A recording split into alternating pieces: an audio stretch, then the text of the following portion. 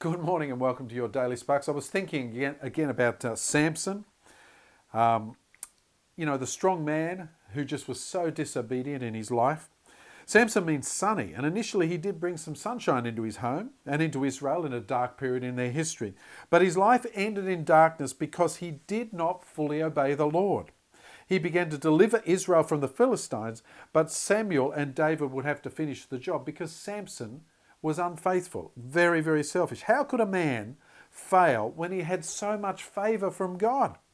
He was born to godly parents who feared the Lord. He prayed for wisdom. He obeyed his own will. Samson was dedicated to the Lord as a lifelong Nazirite, but he never lived up to it. A godly home is no guarantee of a godly life and of spiritual influence. Your children can grow up in a godly home and still reject Christ. That's not your fault. When they make that decision, it's theirs. His parents were not at fault. Samson was. He began his ministry blessed by the Lord and closed his life mocked by a heathen crowd. Yes, look, in Samson's death, he killed many of the enemy. But how much better if it had been a living sacrifice instead of a dead one at the end of it? The Bible calls us to be a living sacrifice, holy and pleasing to God. So I want to encourage you today as you face your day, don't follow your own will. Don't be stubborn. Don't be selfish, but be a living sacrifice.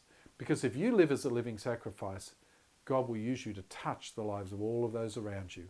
And you'll be more powerful in eternity than you could imagine if you live as a living sacrifice. Go forth and do it today. We'll see you tomorrow on Sparks.